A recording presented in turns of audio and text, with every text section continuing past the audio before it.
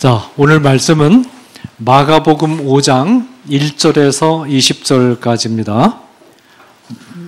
신약성경 60페이지 저와 여러분이 한 절씩 교독하겠습니다. 자, 다 확인 준비되셨죠? 예수께서 바다 건너편 거라사인의 지방에 이르러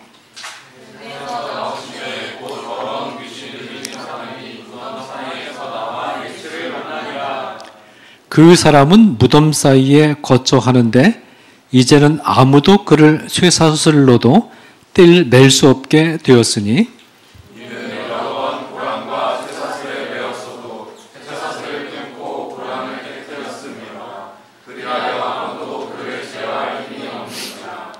밤낮 무덤 사이에서나 산에서나 늘 소리 지르며 돌로 자기의 몸을 해치고 있었더라.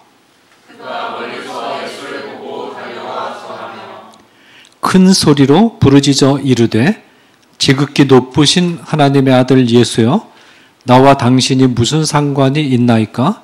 원하건대 하나님 앞에 맹세하고 나를 괴롭히지 마옵소서 하니 예수께서 이미 그에게 이르시기를 가까운 빛이나 그 사람에게서 나오라 하셨습니다. 이에 물으시되 내 이름이 무엇이냐? 이르되 내 이름은 군대니 우리가 많음이니이다 하고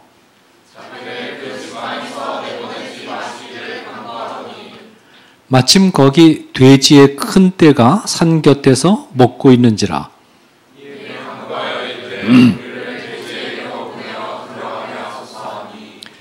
허락하신데 더러운 귀신들이 나와서 돼지에게로 들어가매 거의 2,000마리 되는 떼가 바다를 향하여 비탈로 내리다라 바다에서 몰사하거늘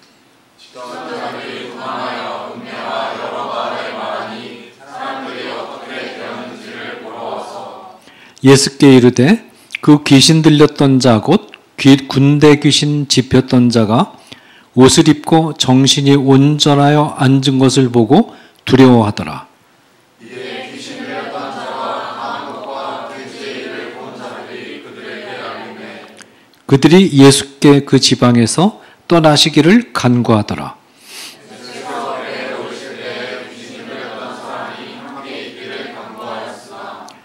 허락하지 아니하시고 그에게 이르시되 집으로 돌아가 주께서 내게 어떻게 큰 일을 행하사 너를 불쌍히 여기신 것을 내 가족에게 알리라 하시니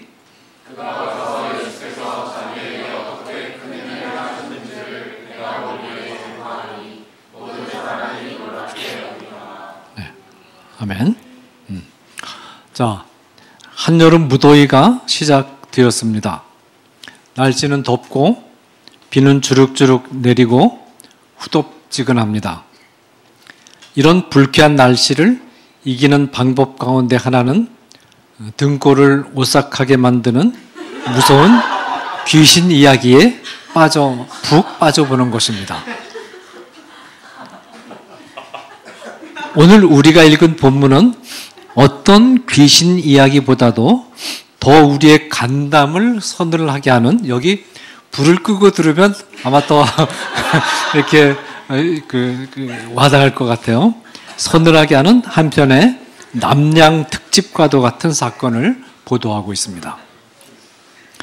이 사건은 예수님이 배편으로 갈릴리 바다 동편 해안인 거라사인의 지방에 도착하신 것으로부터 시작됩니다. 1절입니다. 우리 같이 한번 읽겠습니다.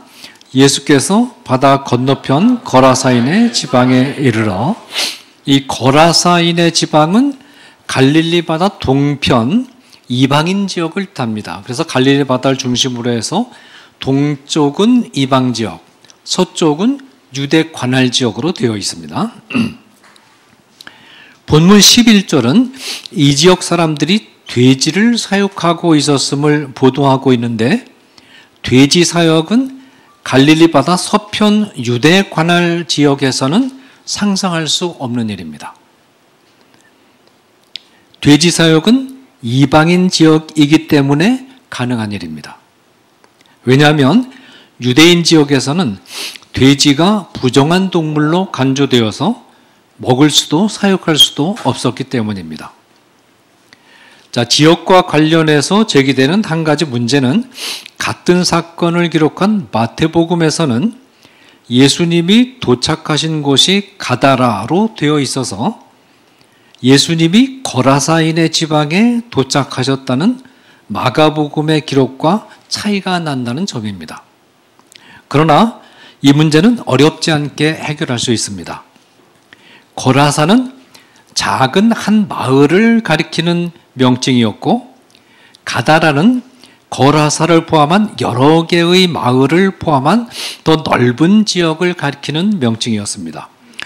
특히 19절에 20절에 보면 그가 가서 예수께서 자기에게 어떻게 큰일 행하셨는지를 데가볼리에 전파하니 그랬는데 이 데가볼리라는 말은 데카폴리스라고 그래가지고 이 데카라는 말은 열이란 뜻이고 폴리스는 도시 또는 마을이란 뜻이에요. 그래서 이제 폴리스라는 말이 우리가 이제 생각하는 도시는 뭐 인구 1,000만, 2,000만 명을 모이는 그 메가폴리탄 시티를 말하는데 이 당시에 그 고대 사회에 있어서 도시는 사실 한 마을을 가리키는 겁니다. 그리스의 그 폴리스들은 인구가 한 2, 3만 명 정도밖에 안 됐거든요. 그런 산으로 둘러싸이고 해서 둘러싸인 하나의 자급자족적인 공동체였는데 이 데카폴리스도 그리스 로마의 폴리스보다는 더 작은 마을들이에요. 그래서 이 10개의 마을들이 이렇게 모여 있는 그 전체를 가리켜서 가다라라고 부르고 그 중에 하나의 마을이 거라사입니다. 그래서 그러니까 가다라라고 부르든지 거라사라고 부르든지 상관이 없는 거예요. 그래서 이제 우리가 현재 있는 장소를 서대문구에 있다 그렇게 말해도 되고 서울에 있다 그렇게 말해도 되지 않습니까? 서로 모순되는 것이 아니라 모순되는 것이 아니다라는 것입니다. 예수님이 거라사인의 지방에 배를 타고 도착하셔서 배에서 내리셨을 때 제일 먼저 예수님을 마중 나온 사람은 귀신 들린 한 사람이었습니다. 이 사람은 원래 마을 안에서 살고 있었습니다. 그런데 귀신이 들어간 후에 이 사람이 마을 안에서 난동을 피우기 시작했습니다. 마을 사람들은 이 사람이 난동을 피우지 못하도록 쇠사슬로 묶어 두었지만 귀신으로부터 엄청난 힘을 받은 이 사람은 쇠사슬까지도 끊어버리고 계속해서 난동을 피웠습니다. 마을 사람들은 마을 안에서 이 사람을 도저히 통제할 수 없게 되자 이 사람을 마을 밖으로 쫓아냈습니다. 마을에서 쫓겨난 이 사람은 산에 있는 돌무덤 사이를 거처로 삼고 늘 소리 지르며 자기 몸을 자해했습니다. 귀신이 들린 눈에는 광기가 번뜩이고, 여러분 귀신 들린 사람 눈을 한번 보셨습니까? 섬뜩하죠. 정신병에 들린 사람 눈하고 귀신에 들린 사람 눈은 다릅니다. 정신병에 걸린 사람 눈은 초점이 없어요. 귀신에 들린 사람 눈은 초점이 강렬합니다. 그래서 이 신구약 성경에 귀신이 들린 사건을 현대의학적으로 정신병이라고 해석하는 것은 잘못된 겁니다. 귀신 들린 사건하고 정신병하고는 다른 겁니다. 자, 눈에는 광기가 번뜩이고 머리는 산발을 해서 풀어헤치고 옷은 다 떨어진 누더기를 걸치고 1년 내내 빨래도 한 번 안 했겠죠. 그 냄새가 고약한 냄새가 나지 않겠습니까? 온몸에는 돌로 자해한 흉측한 상처들과 피가 말라붙은 딱지들로 범벅이 되어 있고, 무덤에서 지내니까 온몸에서는 시체가 썩는 고약한 냄새를 풍기는, 보는 사람의 간담을 서늘하게 하고 도저히 같이 하고 싶지 않은 모양을 한 사람이 예수님을 제일 먼저 마중 나왔습니다. 예수님은 19절에 암시되어 있는 것처럼 자신의 눈앞에 기괴한 모습을 하고 서 있는 이 사람을 예수님이 보시고 처음 보이신 반응은 불쌍히 여기셨다라는 겁니다. 불쌍히 여기시고 이 사람에게서 귀신을 쫓아내어줘야 되겠다. 그렇게 결정을 하셨습니다. 8절에 기록되어 있는 것처럼 예수님은 이 사람을 향해서 더러운 귀신아 그 사람에게서 나오라 라고 명령하셨습니다. 명령이 떨어짐과 동시에 귀신과 예수님의 기괴한 대결이 시작되었습니다. 예수님의 명령을 받은 귀신의 첫 반응이 6절에서 8절까지 기록되어 있습니다. 그가 멀리서 예수를 보고 달려와 절하며 큰 소리로 부르짖어 이르되 지극히 높으신 하나님의 아들 예수여 나와 당신이 무슨 상관이 있나이까? 원하건대 하나님 앞에 맹세하고 나를 괴롭히지 마옵소서 하니 이는 예수께서 이미 그에게 이르시기를 더러운 귀신아 그 사람에게서 나오라 하셨습니다. 귀신은 예수님께 나와서 먼저 절을 합니다. 절을 한다는 것은 예수님이 어떤 분이신가를 알고 있다는 뜻입니다. 귀신은 예수님이 경배의 대상이라는 피조물의 경배를 받을 대상이라는 사실을 알고 예수님 앞에 절을 했습니다. 귀신이 예수님의 정체를 얼마나 정확히 알고 있었는가는 귀신이 예수님을 부르는 호칭을 보면 분명히 드러납니다. 귀신은 예수님을 지극히 높으신 하나님의 아들이라고 호칭하고 있습니다. 귀신은 예수님이 하나님의 아들임을 알고 있습니다. 예수님이 하나님의 아들이라는 진리는 예수님의 3년간 공생의 사역을 통해서 제자들과 무리들에게 전하고 싶어하고 깨닫게 하고 싶어 하신 가장 중요한 소식입니다. 그래서 마가복음이 어떻게 시작합니까? 하나님의 아들 예수 그리스도의 복음의 시작이다. 그렇게 하고 있죠. 이 진리는 예수님의 공생의 3년간의 사역이 끝날 때까지 예수님을 따라다니던 무리들 대부분이 깨닫지 못했습니다. 예수님이 하나님의 아들이라는 것을 대부분 깨닫지 못했습니다. 단지 인간들 중에서 출중한 정치적 메시아 정도로만 알고 있었습니다. 제자들조차도 이 진리를 제대로 깨달은 것은 예수님이 승천하신 후 오순절 성령 강림 사건 때였습니다. 그 전까지는 몰랐습니다. 물론 가이사랴 빌립보에서 베드로가 주는 그리스도시요 살아계신 하나님의 아들이라고 고백하긴 했지만 이 당시에 베드로의 고백은 베드로의 진정성이 담긴 그 의미를 완전히 깨닫고 한 고백이 아니고 성령의 강력한 인도하심에 이끌린 상태에서 어떨결에 무슨 뜻인지도 모르고 고백한 것입니다. 따라서 베드로를 긍정적으로 묘사하기 위해서 노력하면서 성령의 사역에 무게를 둔 마태복음에서는 베드로가 하나님의 아들이라고 한 고백을 기록하고 있는 반면에 사태를 좀 더 냉정하게 보고 베드로의 마음 상태에 초점을 맞춰서 기록한 마가복음과 누가복음에서는 하나님의 아들이라는 베드로의 고백 안에는 베드로의 진정성이 충분히 들어있지 않다고 보고 하나님의 아들이라는 말을 빼버렸습니다. 믿을 수 없다는 거예요. 베드로의 평생적을 볼 때. 그런데 놀랍게도 수석사도인 베드로도 아직 깨닫지 못한 예수님의 신분에 대한 지식을 귀신이 정확하게 알고 있었던 것입니다. 이 사실이 우리에게 주는 교훈이 무엇일까요?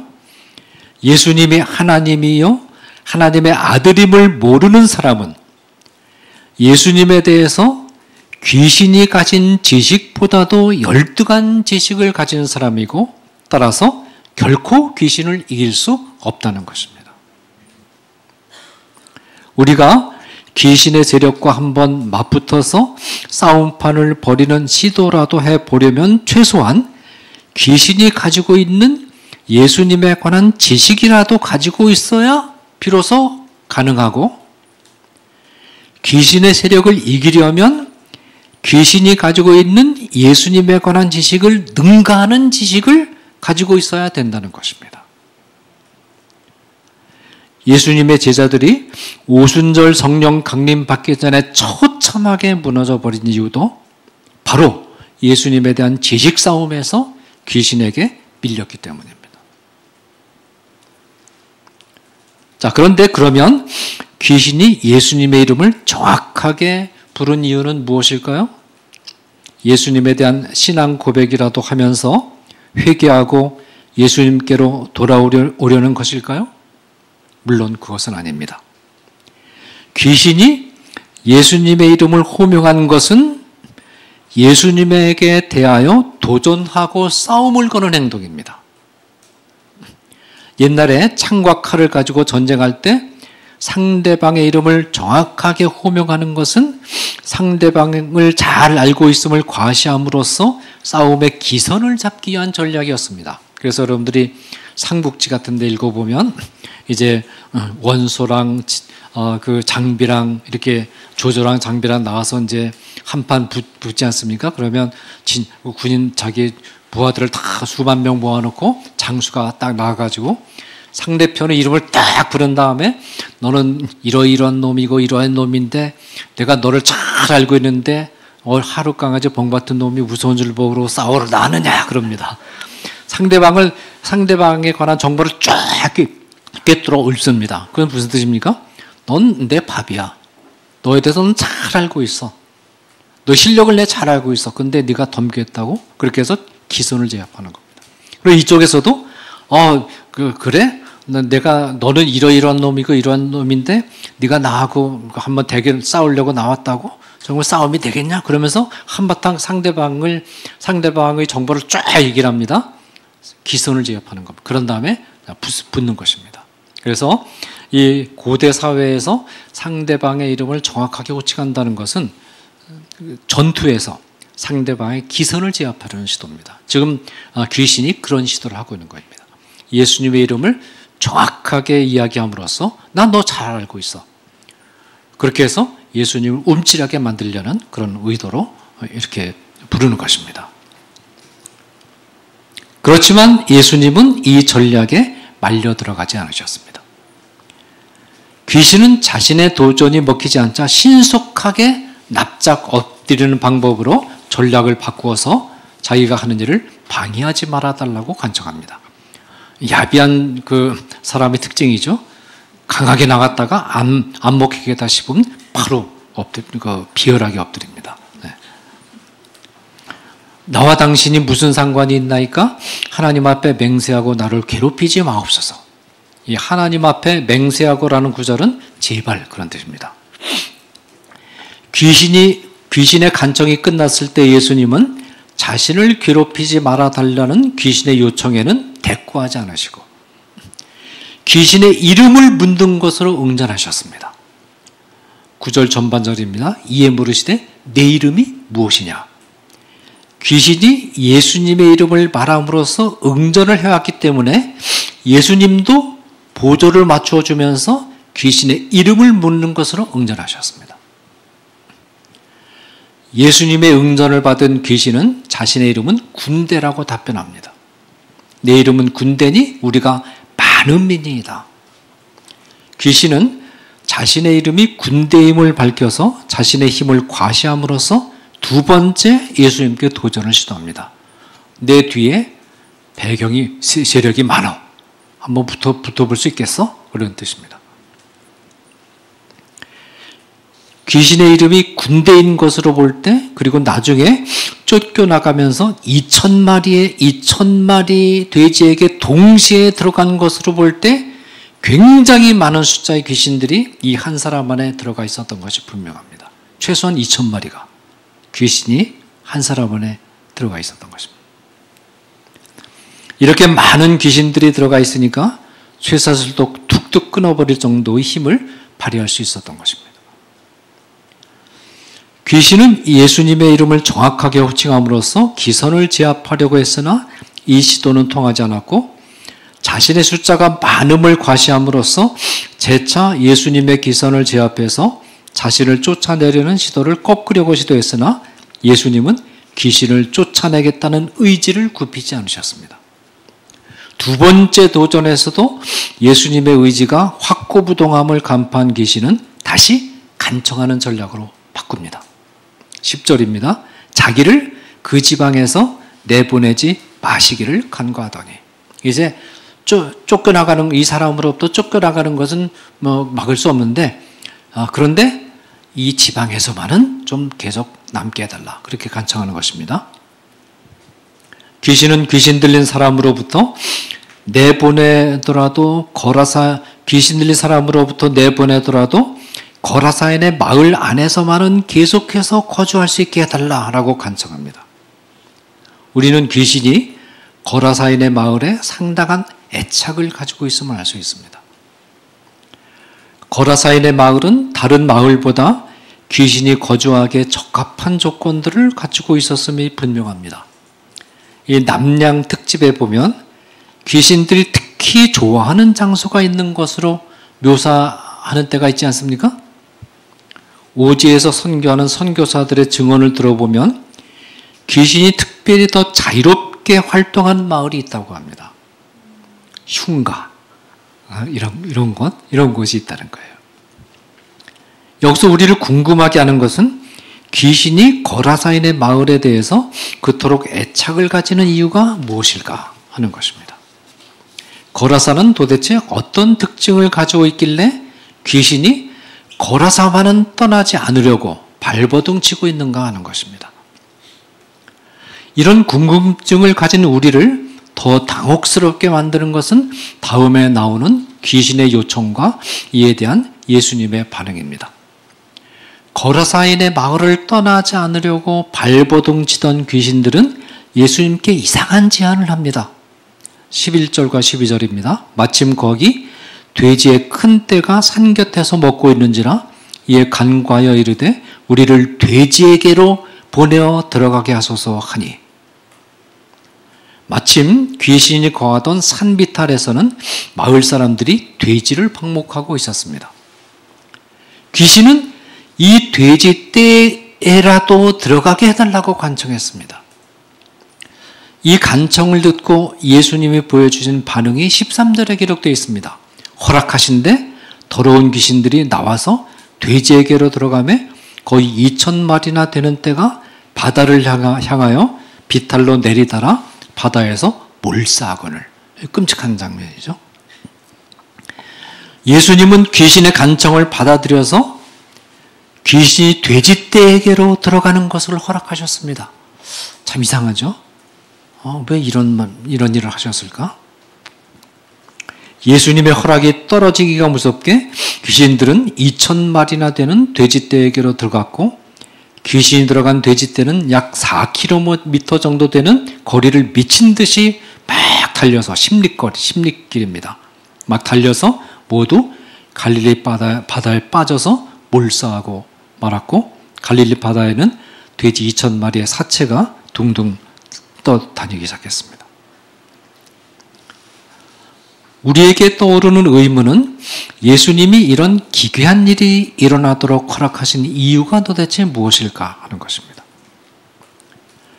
예수님이 귀신을 쫓아내 주신 경우가 많은데 다른 때는 이런 유별난 방법을 사용하지 않으셨습니다.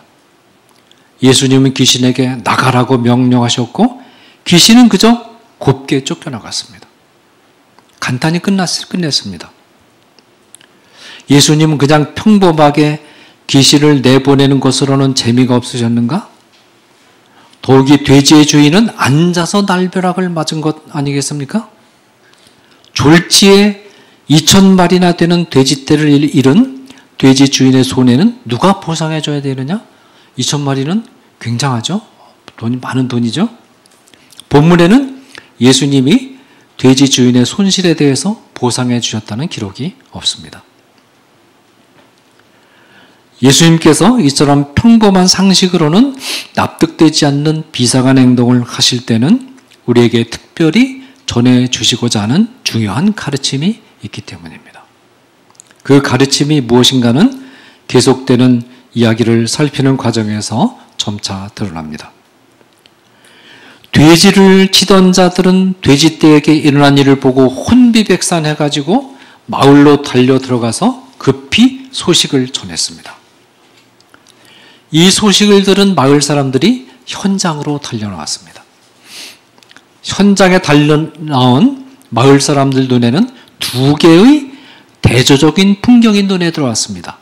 하나의 풍경은 귀신 들렸던 사람이 제 모습을 되찾고 옷을 입은 채 단정한 모습으로 앉아있는 풍경이었습니다. 다른 하나의 풍경은 2,000마리의 돼지떼가 바다에 익사해서 그 시체가 둥둥 떠있는 끔찍한 풍경이었습니다. 이 두 개의 풍경을 목격한 마을 사람들의 반응이 17절에 기록되어 있습니다. 그들이 예수께 그 지방에서 떠나시기를 간구하더라. 자, 여러분은 거라사인들이 보여준 반응을 보고 이상한 점을 느끼지 못하셨습니까? 거라사인들의 눈에 제일 먼저 들어온 풍경은 귀신에 들려있다가 제 모습을 되찾은 마을 동료였습니다. 그런데 거라사인들은 이 광경을 보고는 아무런 반응도 보이지 않았습니다. 그냥 패스해버렸습니다. 이것은 매우 뜻밖의 반응입니다. 만일 거라사인들이 귀신 들렸던 사람을 마을의 동료로 소중하게 생각하고 아꼈다면 이 동료가 정상인으로 돌아왔을 때 이런 반응을 보일 수 있을까요? 아마도 이 동료를 얼싸안고 기쁨과 감격의 눈물을 흘리면서 잔치를 벌였을 것이고 이 동료를 정상인으로 회복시켜 주신 예수님을 은인으로 모시고 마을로 불러들여 극진히 대접하지 않았을까요? 그런데 의외로 마을 사람들은 예수님에게 제발 마을로 들어오지 말고 떠나달라라고 간청하고 있습니다. 그 이유가 무엇일까요? 모든 의문과 수수께끼는 마침내 풀리기 시작합니다. 거라사인들의 관심은 귀신 들렸다가 정상으로 돌아온 마을 동료에게 있지 않았습니다. 그건 중요하지 않았습니다. 거라사인들의 관심은 바다에 빠져 죽은 돼지 2,000마리에 꽂혀 있었습니다. 아마도 거라사인의 마을 안에는 귀신 들린 사람들이 많았을 것입니다. 귀신 들린 사람 하나를 정상인으로 되돌려 놓는데 돼지 2,000마리를 희생시키는 방식으로 귀신을 쫓아내시는 예수님을 마을로 끌어들였다가 귀신을 쫓아낸다는 명목으로 마을 재산이 어떤 방식으로 거덜나게 될지 알 수 없었던 것입니다.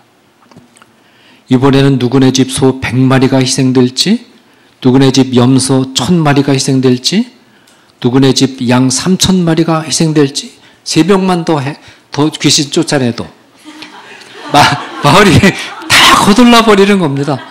얼마나 무섭겠습니까? 거라사인들은 바로 이 점을 두려워한 것입니다. 그래서 떠나달라. 제발 들어오지 말아달라. 그렇게 부탁한 것입니다. 거라사인들은 귀신에 사로잡혀 고통을 겪는 한 영혼의 모습은 참고 봐줄 수 있어도 돼지 2,000마리의 재산이 희생되는 것은 참을 수가 없었습니다. 거라사인들에게 있어서는 한 영혼의 소중함보다는 경제적 이익이 더 소중했습니다. 여기서 우리는 돈에 눈이 멀어서 인간의 소중함을 볼 줄 모르는 거라사인들의 무정한 마음을 엿볼 수 있습니다. 인간의 소중함을 외면하고 돈에 집착하는 태도가 바로 귀신의 씌운 모습이 아니고 무엇이겠습니까?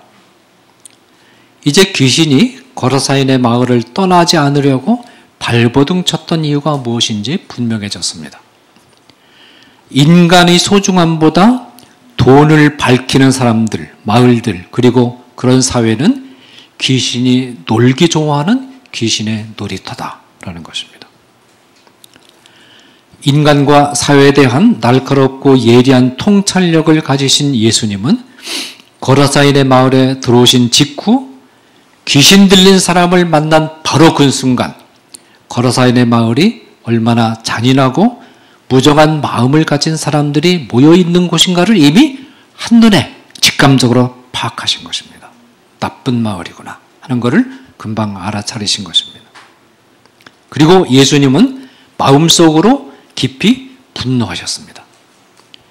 돼지 2,000마리를 희생시키신 행동은 거라사인들에 대한 예수님의 한없는 분노의 표현입니다. 분노하신 예수님은 돼지 2,000마리를 한 인간의 영혼보다 더 소중히 여기는 거라사인들의 마을에서 의도적으로 그리고 보란듯이 한 영혼을 위해서 돼지 2,000마리를 가차없이 희생시켜 버리셨습니다. 예수님은 이 행동을 통해서 인간의 영혼은 거라사인들이 아무짝에도 쓸모없다고 판단해서 들판에 내다버린 귀신 들린 한 사람조차도 돼지 2,000마리를 희생시키면서라도 건져야 할 만큼 값지고 소중하다라는 진리를 천명하신 것입니다. 예수님은 참담한 모습을 하고 있던 귀신 들린 사람이 제정신을 되찾고 단정히 앉아있는 아름다운 하나님 나라의 풍경과 2,000마리의 돼지 사체가 바닷물에 둥둥 떠있는 끔찍한 귀신의 나라의 풍경을 대조적으로 보여주시면서 거라사인들을 하나님 나라에로 초청하신 것입니다. 그러나 돈에 집착한 거라사인들은 이 초청을 거부하고 귀신의 나라에 매어 사는 길을 선택한 것입니다. 해 아래는 새 것이 없다는 말이 있는데 2000년 전 거라사인의 마을 풍경을 그대로 확대하면 오늘날 현대사회 풍경이 그대로 됩니다.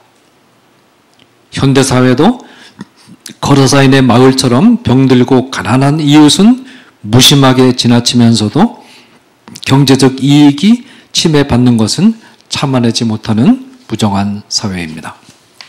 이제 오늘 설교가 주는 두 가지 교훈을 정리하고 설교를 마무리하겠습니다. 첫째로, 우리는 예수님에 관해서 귀신이 가지고 있는 지식을 능가할 수 있는 지식을 가지고 있는지 점검해 봐야 되겠습니다. 예수님에 관한 지식은 4단계로 구분해 볼 수 있습니다. 첫 단계는 예수님을 공자나 맹자나 석가모니나 마호메트와 같이 인간들 가운데 탁월한 종교적 능력을 가진 자로 보고 특정한 종교의 창시자 정도로 알고 있는 경우입니다.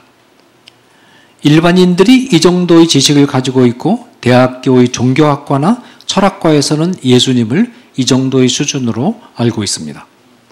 예수님을 이 정도로 알고 있다는 말은 귀신의 세력에 사로잡혀 있다는 뜻입니다.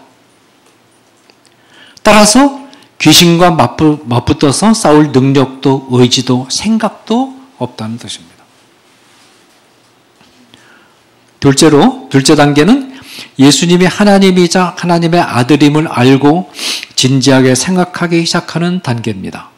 그러면 비로소 귀신이 알고 있는 예수님에 대한 지식과 대등한 수준의 지식에 이르게 됩니다. 이 단계에 이르러서도 여전히 귀신의 세력권 안에 있지만 귀신이 경계하고 견제하기 시작합니다. 그러나 아직 귀신의 세력에 대항해서 싸울 수 있는 단계는 아닙니다. 세 번째 단계는 예수님을 하나님이자 하나님의 아들로 믿고 고백하며 예수님을 구주로 영접하는 단계입니다. 이 결단으로 사람들은 비로소 귀신의 세력권에서 벗어납니다. 벗어나서 그리스도의 은혜의 세력권 안에 들어오게 되고 귀신을 대적하여 싸울 수 있는 발판이 마련됩니다. 그러나 아직 귀신과 맞붙어서 적극적으로 싸울 힘은 없는 단계입니다.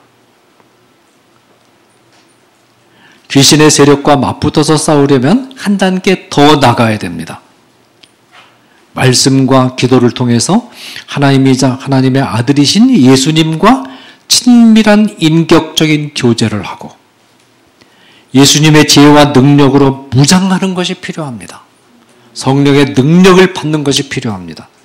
그때 비로소 우리는 귀신의 세력에 대항하여 담대하게 싸움을 전개하고 귀신의 세력을 압도할 수 있게 됩니다. 바라기는 우리 오리진 스콜라 회원들이 모두 이 네 번째 단계에 항상 머물러서 귀신의 세력권으로부터 벗어날 뿐만 아니라 예수님의 능력을 힘입어서 귀신의 세력에 당당하게 맞서 싸워 승리하는 그리스도의 군사들이 될 수 있기를 바랍니다. 둘째로 우리는 거라사인의 마을을 보시고 분노하신 예수님과 같은 입장에 서서 현대 사회를 바라볼 수 있어야 되겠습니다. 현대 한국 사회는 사회 구성원들 가운데 가장 연약한 구성원인 뱃속의 태아들의 생명을 잔인하게 희생시키면서까지 성인들의 경제적 이익과 행복을 확보하는 일에 혈안이 되어 있는 사회입니다.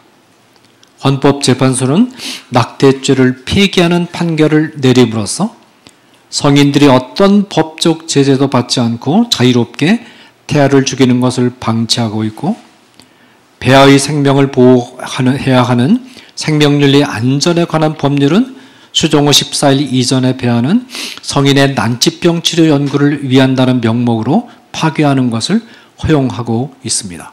이것은 귀신에 사로잡혀서 내린 판결들이고 만든 법률들입니다. 한 영혼이 귀신에 들려 몸과 마음이 망가진 모습은 용납할 수 있어도 돼지 2,000마리의 희생은 참아내지 못하는 거라사 마을에 대해서 분노하시면서 한 영혼의 가치는 돼지 2,000마리의 경제적 이익보다 더 무겁다고 선언하시는 예수님의 마음과 같은 마음을 품고 어떤 다른 경제적 가치보다도 한 영혼을 소중하고 무겁게 여기는 사회를 만들어가는 일에 헌신하는 우리 오리진 스콜라 회원들이 되어주시기를 간절하게 기도드립니다. 네, 기도하겠습니다. 사랑하는 하나님 아버지, 오늘은 거라사 마을에 들어가셔서 귀신 들린 사람으로부터 귀신을 쫓아내 주신 예수님의 사역 이야기를 우리가 읽으면서 이 사역이 우리에게 주는 의미를 같이 생각해 보았습니다.